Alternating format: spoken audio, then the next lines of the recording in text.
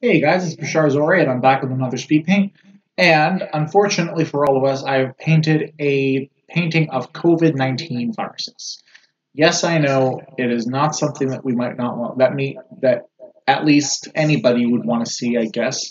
But I felt so annoyed with the fact that this Omicron variant is now spreading and stuff that I thought maybe if I paid some homage to COVID, that perhaps it would be humble enough to disappear. I don't know.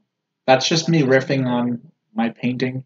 And honestly, it's wishful thinking, but I tried my best to just kind of go with how I felt and just draw this thing because it's been on my mind for so long. Not the piece has been on my mind, but so is COVID, and times are crazy. Things aren't easy for anybody these days, so yeah, here we go. Let's get into the speed painting, I guess.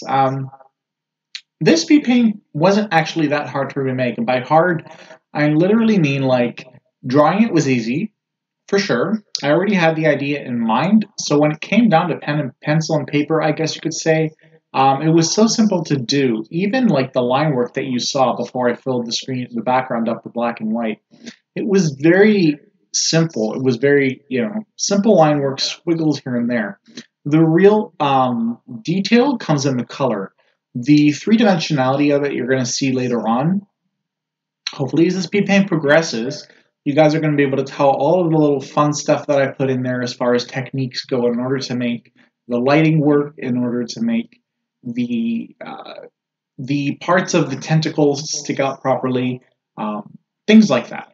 So one thing that I did like about when I made this speed paint was that, and I might have said this in some of my other videos, it depends, but nothing really has been more systematically done than this speed paint before.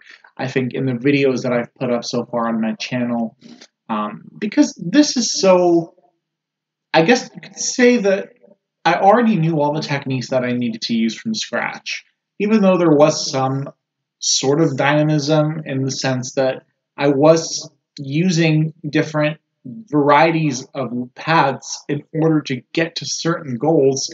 But I've done scales before, as you will see in a little bit. I think you're seeing it in a sense that I've always kind of done them to the point where I've gotten used to them because of just how fast I was doing them, time stretch or not.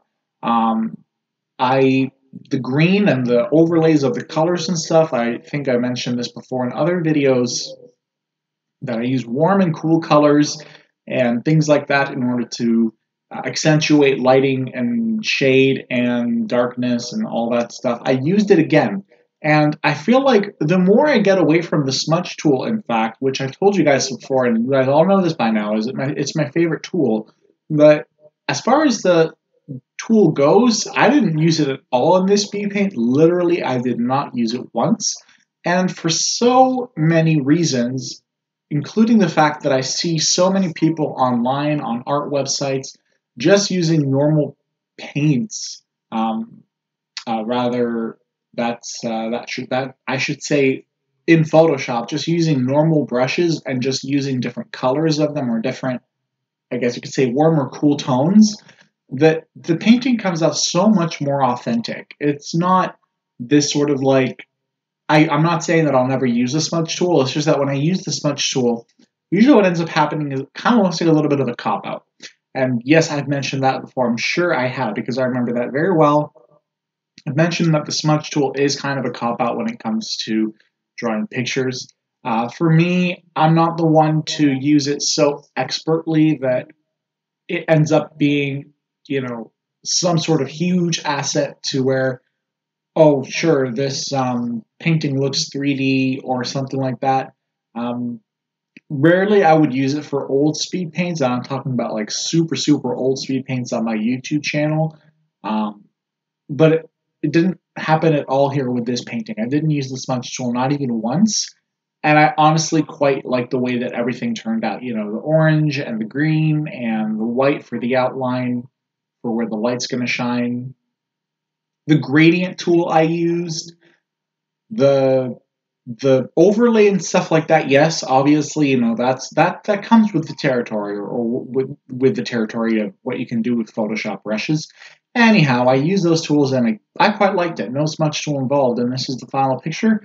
I hope you guys like it. Please subscribe to my YouTube channel and my Instagram channel, and I will link everything below on my YouTube channel in order for you guys to get any sort of pathway to get to my places where I live on the internet, and you guys take care.